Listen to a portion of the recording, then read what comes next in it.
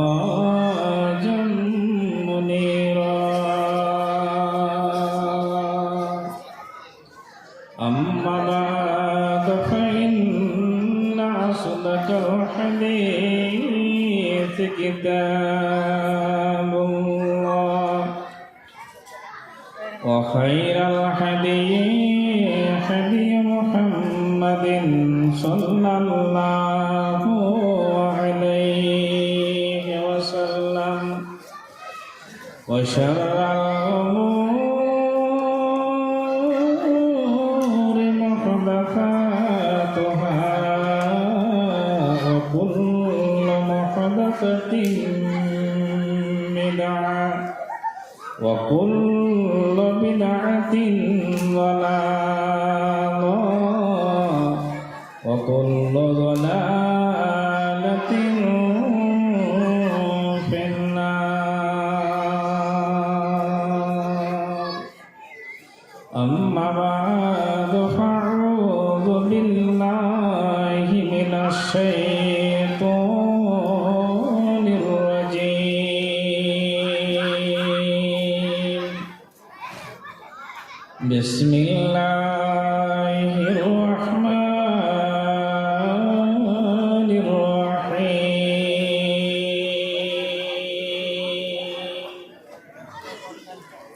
الرحيم لقد كان لشباب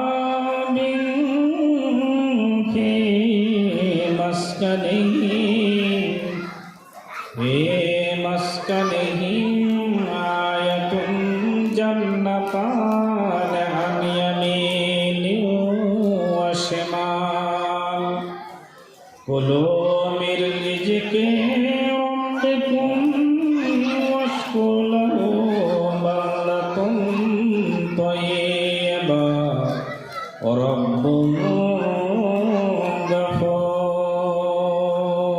غفور فعرضوا فأرسلنا عليهم سيل العرم وبدلناهم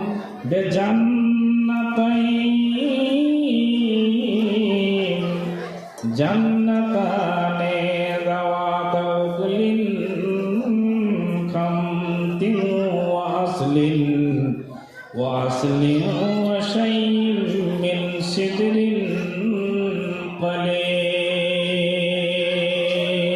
قليل وقال النبي صلى الله عليه وسلم عن أبي هريرة رضي الله تعالى عنه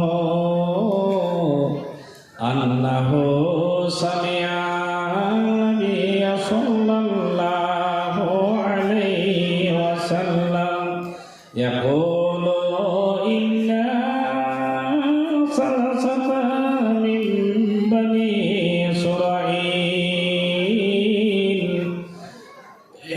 فأبرص وأقرع وأعمى فعات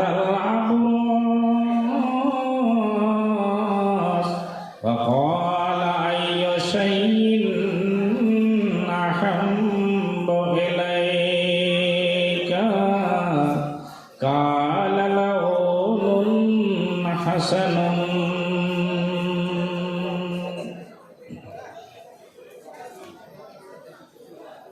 আল্লাহ বলেছি তোমায় বলে দয়া তোমার কি আজ হয় না তাই তোমরা চেয়ে দেখি তোমায় ছাড়া কিছু কেন দুনিয়ায় পাই না আল্লাহ বলেছে তোমায় বলে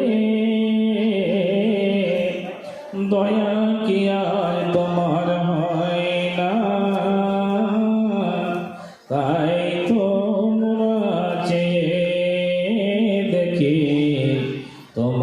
ছাড়া কিছু কেন দুনিয়ায় পাই না। যে দোয়াই মোদের কবু হেলেছে আকাশ, সে দোয়াই আবার কখনো তাতে রুকেছে বাতাস। আজ মনের দুয়ার খুলি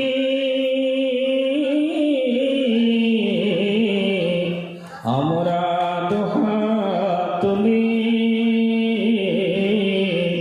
বসেছে গো খোদা চাহিবারে, তুমি দান করো গো দয়াময় আমাদেরকে বারে বারে। আল্লাহ বলেছি তোমায় বলে, দয়া তোমার কেন আজ হয় না।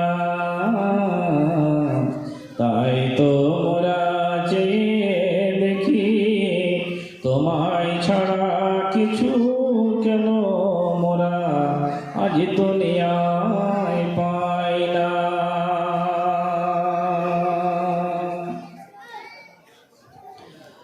মহজ্জত আজকের সভা জগতম সভাপতি সাহেব, সামনে বসে থাকা ইসলাম দরদে ভাই বাবাজিরা এবং দূর দূরান্ত থেকে আগত ইসলাম দরদে সকল ইখওয়ানুল মুসলিমিন, সকলের প্রতি আমার অভিনন্দন, আন্তরিক ভালোবাসা আবারও জানাচ্ছি। আশা করি প্রত্যেকে ভাই আমার আল্লাহ রসুলকে সন্তুষ্ট রাখার জন্যে এই আজকের জালসার সভা যেই সমস্ত ভাইজনেরা আয়োজন করেছেন সকলকে আমি অভিনন্দন করছি যে ভাইজান, আপনাদের এই রতুয়া এলাকায় যেই দুইখানা মাদ্রাসা আপাতত স্ট্যান্ডের আশেপাশে, তাতে করে আপনাদের এটা আজ সৌভাগ্য। কিন্তু এই সৌভাগ্য ভাগ্যজীবী হওয়ায় যদি আপনারা সুখে খেলে ভূতে খেলায় তাই যদি এটা ব্যবহারে পরিণত করেন, তবে কিন্তু সুখে খেলে ভূতে যে কিলায় এটা হচ্ছে একটা সাধারণ প্রবাদ বাক্য, কিন্তু এটা বাস্তব না অবাস্তব সেই সম্বন্ধে আমি আপনাদের সম্মুখীন অল্প সময়ের মধ্যেই আমার বক্তব্য ইতি করব। আমি আপনাদের সম্মুখে পবিত্র কোরআন মাজিদের মধ্য থেকে একখানা আয়াত তেলাওয়াত করেছি এবং এই আয়াতকে সামনে রেখে সহযোগীদের সহানুভূতি হিসাবে বুখারী শরীফের মধ্য থেকে একখানা হাদিস আমি তুলে ধরেছি। উদ্দেশ্য হচ্ছে এই যে মাদ্রাসা, এই মাদ্রাসাকে সামনে রেখে আমি বক্তব্য রাখবো মনে করেছি। উদ্দেশ্য একে অপরের এটাই হবে, যদি আমরা সঠিকভাবে সময় না দিই, সঠিকভাবে যদি এই মাদ্রাসাকে আমরা পরিচালনা না করি, তাহলে আমাদের হালাত এবং অবস্থা কি ঘটবে, এবং আমরা যে একজন মুসলমান, এই যে আজকের সভা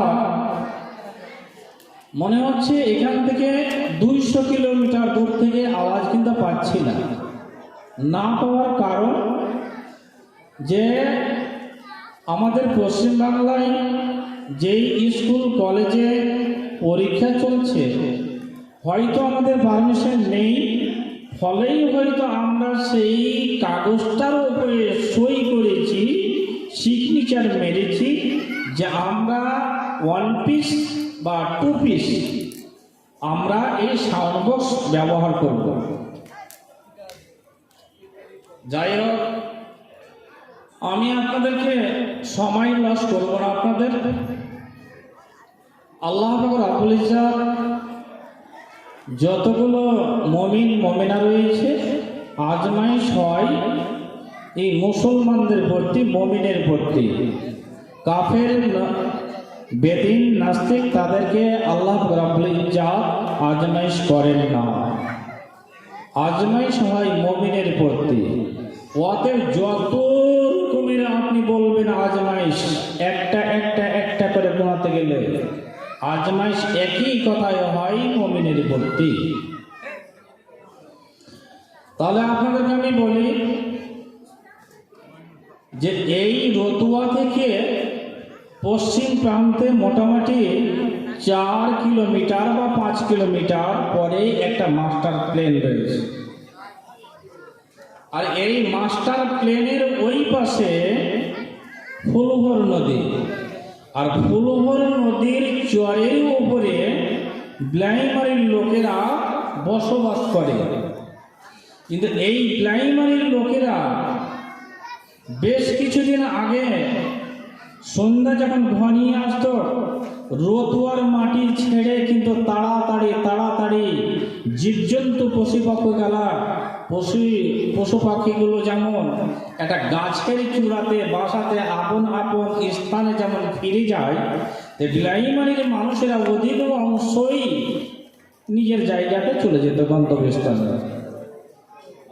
আজকে কি হয়েছে আপনাদেরকে আমি দৃষ্টান্ত স্বরূপ আমি সেই কয়েকটা কথা বলবো যে সেই ব্লাইমারির মানুষ আর আজ রতুয়ার বুকে যারা বসবাস করছে, উভয়ের দাম মান মর্যাদা, উভয়ের সম্পদ, উভয়ের জমিন জায়গা, উভয়ের অবস্থাটা একই না কমা বেশি? তাদের পজিশন আর এই পজিশনটা একই না দুই? তাহলে আপনি অনুভব করবেন ব্লাইমারির মাঠে 1 বিঘা বিক্রি করে 5 বিঘা বিক্রি করে যত মূল্য হয়, যত টাকা হয়, রতুয়ার মনে হচ্ছে 1 শতক 2 শতকের দাম 1 বিঘার চাইতো বেশি মূল্যবান জায়গা। মনে করে রাখুন, পবিত্র কোরআন মাজিদের মধ্যে 114টি সূরা রয়েছে, 114টি সূরা রয়েছে। আরব আমিরাতে একটা দেশ রয়েছে যার নাম হচ্ছে ইরাক, আর ইরাকের মধ্যে একটা শহর রয়েছে যার নাম হচ্ছে ইয়ামান। যেই ইয়ামানের মাটিতে যেই ফিলিস্তিন, এরা পাশাপাশি একই জায়গা একই দেশ, কিন্তু এই ইয়ামান শহরের মধ্যে একটা শহর রয়েছে যার নাম হচ্ছে সাবা। সেই শহরটার নাম হচ্ছে কি? সাবা। আর পবিত্র কোরআন মাজিদের মধ্যে 114টি সূরা রয়েছে, তার মধ্যে একটি সূরার নাম হচ্ছে সূরা সাবা। তাহলে একটা দেশের নাম হচ্ছে সাবা, এটা শহরের নাম হচ্ছে সাবা শহর, আর কোরআন মাজিদের মধ্যে একটা সূরার নাম হচ্ছে সূরা সাবা। তাহলে সূরা কেন আসলো? একটা নামের উপরে একটা সূরা আল্লাহ নাজিল করলেন। কেন নাজিল করলেন? তাহলে আপনাদেরকে আমি বলি, এত একটা মূল্যবান দেশ, মূল্যবান শহর, আমাদের এই মালদা শহরটা কোথায় দামি, কোথায় এর মান মর্যাদা রয়েছে?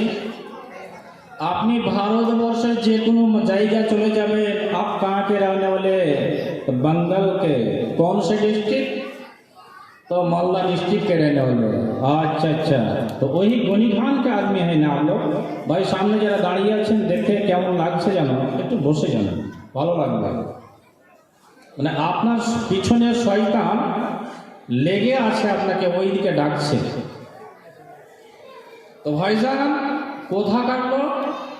মালদা শহরে গণিখানের। গণিখান কেন বিখ্যাত হলেন? মালদা আর মুর্শিদাবাদের বর্ডারখানে একটা ব্যারেজ রয়েছে যার নাম হচ্ছে ফারাক্কা।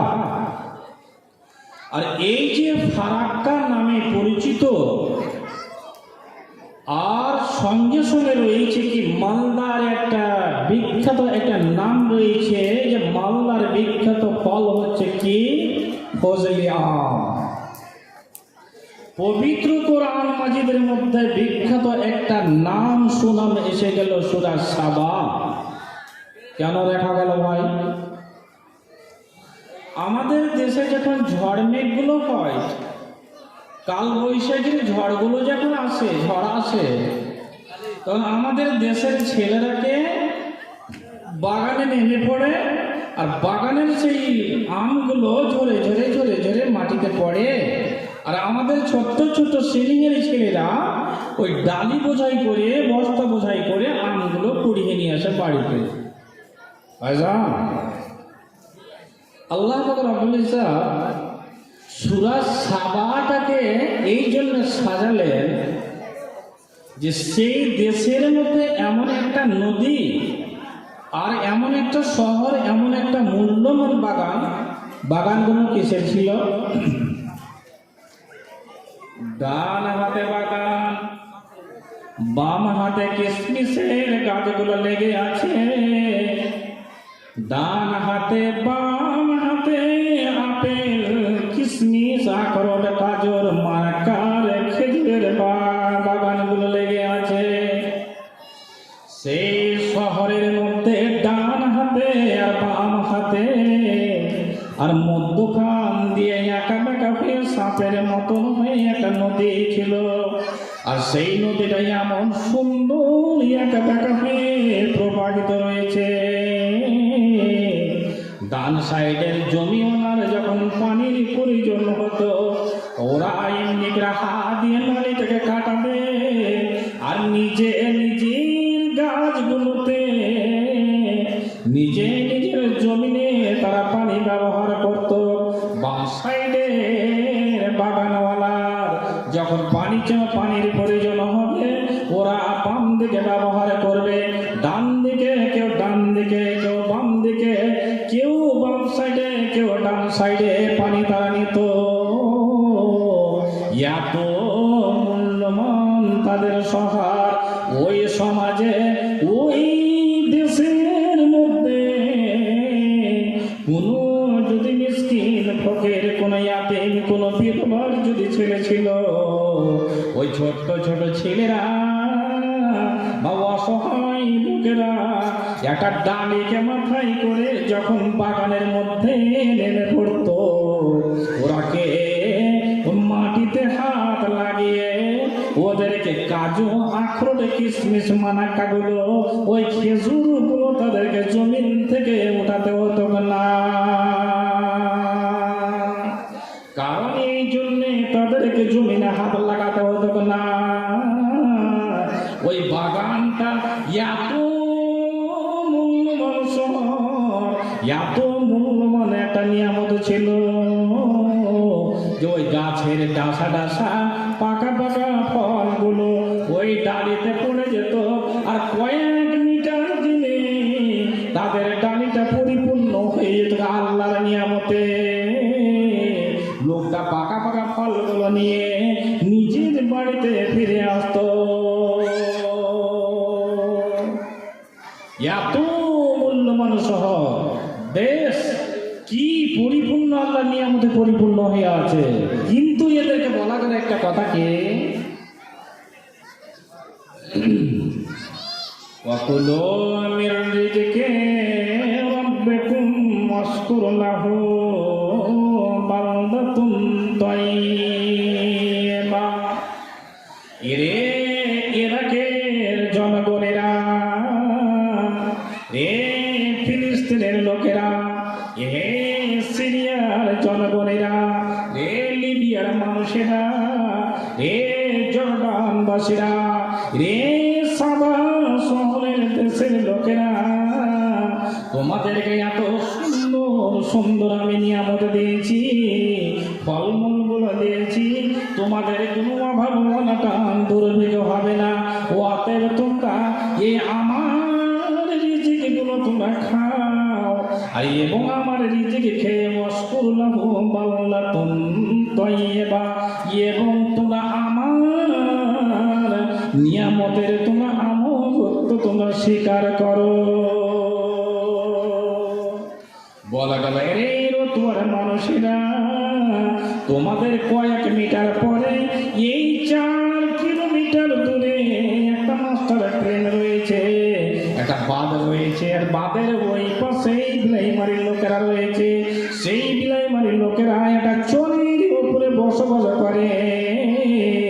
ওরা ফুলহর নদীর পেটের মধ্যে ওরা বসবাস করে, কিন্তু ওরা বছরে কয়েকবার নদীর বাড়িগুলো কখনো পুড়ে যায়, কখনো ডুবে যায়, কখনো ক্ষতিগ্রস্ত হয়ে যায়।